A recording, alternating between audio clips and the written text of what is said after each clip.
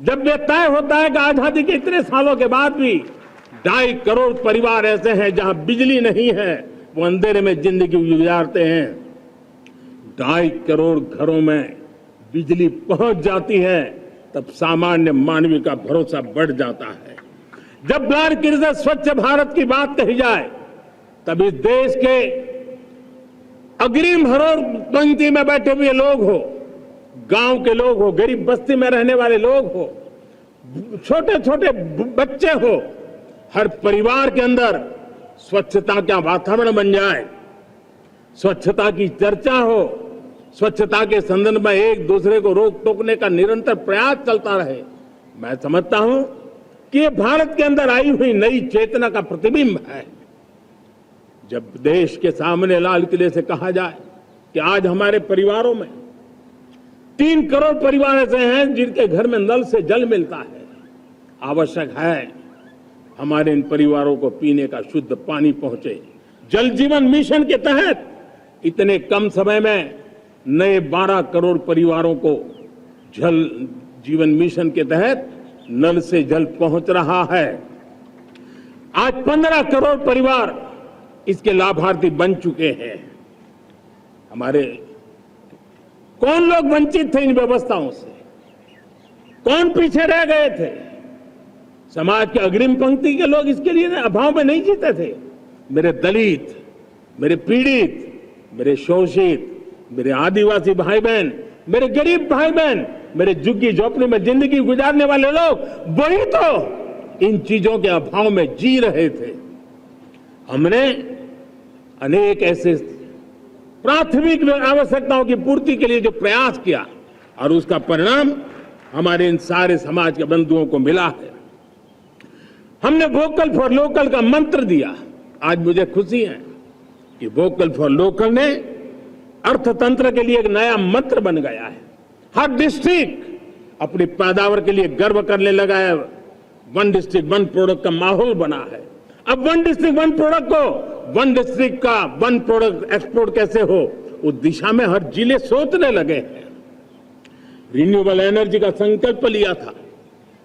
G20 समूह के देशों ने जितना किया है उससे ज्यादा भारत ने किया है, और भारत ने ऊर्जा के क्षेत्र में आत्मनिर्भर बनने के लिए, ग्लोबल वार्मिंग की चिंताओं से मुक्ति पाने के लिए हमने काम किया है। साथियों, देश गर्व करता है आज जब फिनटेक की सफलता को लेकर पूरा विश्व भारत से कुछ सीखना समझना चाहता है, तब हमारा गर्व और बढ़ जाता है। साथियों, हम कैसे भूल सकते हैं कोरोना के वो संकट काल। विश्व में सबसे तेज गति से करोड़ों लोगों को वैक्सीनेशन का काम हमारे इसी देशों में हुआ। यही देश है जो कभी आतताई आतंकवादी हमें आकर के मार के चले जाते थे। जब देश की सेना सर्जिकल स्ट्राइक करती है, जब देश की सेना एयर स्ट्राइक करती है, तो देश के नौजवानों का सीना ऊंचा हो जाता है, तन जाता है, गर्व से भर जाता है। और यही बातें हैं जो आज 140 करोड़ देशवासियों का मन गर्व से भरा हुआ है, आत्मविश्वास से भरा हुआ है। साथियों, इन सारी बातों के लिए एक सुविचारित प्रयास हुआ है। रिफॉर्म की परंपरा को सामर्थ्य दिया गया है, नक्कर तरीकों के, नक्कर लक्ष्य को लेकर के। और जब राजनीतिक नेतृत्व की संकल्प शक्ति हो, दृढ़ विश्वास हो, जब सरकारी मशीनरी उसको लागू करने के लिए समर्पण भाव से जुट जाती है, और जब देश के हर नागरिक उस सपने को पूरा करने के लिए, जन भागीदारी करने के लिए, जन आंदोलन बनाने के लिए आगे आता है, तब हमें निश्चित परिणाम मिलता ही रहता है। मेरे प्यारे देशवासियों, हम ये न भूलें कि इस देश उस परिस्थितियों से भी दशकों तक भी आजादी के बाद समय बिताया है, जब होती है, चलती है, अरे यार ये तो चलेगा, अरे हमें क्या मेहनत करने की जरूरत है, अरे मामला है अगली पीढ़ी दिखेगी, अरे हमको मौका मिला है यार, मौज कर लो, आगे वाला आगे का जाने, हमें क्या कर रहा है, हम अपना समय निकाल दें, अरे नया करने जाओगे कोई बवाल उठ जाए, पता नहीं क्यों देश में स्टेटस को का माहौल बन गया था। जो है उसी से गुजारा कर लो, यही का माहौल बन गया था। और लोग तो कहते हैं, अरे भाई छोड़ो, अब कुछ होने वाला नहीं है, चलो, ऐसा ही मन बढ़ गया था। हमें इस मानसिकता को तोड़ना था, हमें विश्वास से भरना था, और हमने उस दिशा में प्रयास किया। कई लोग तो कहते थे, अरे भाई अगली पीढ़ी के लिए काम हम अभी से क्यों करें, हम तो आज का देखें। लेकिन देश का सामान्य नागरिक ये नहीं चाहता था।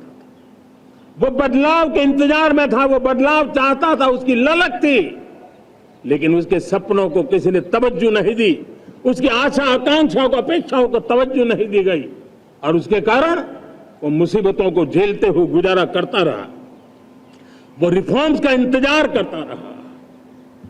हमें जिम्मेदारी दी गई और हमने बड़े रिफॉर्म्स जमीन पर उतारे।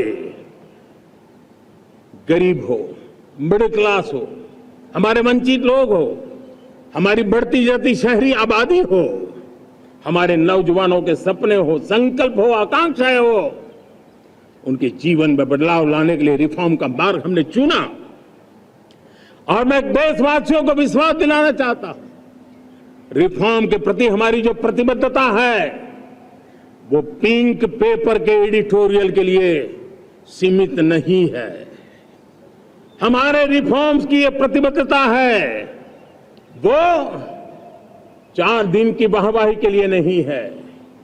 हमारी रिफॉर्म्स की प्रक्रिया किसी मजबूरी में नहीं है, देश को मजबूती देने के इरादे से है। और इसलिए मैं आज कह सकता हूं, रिफॉर्म का हमारा मार्ग एक प्रकार से ग्रोथ की ब्लूप्रिंट बनी हुई है।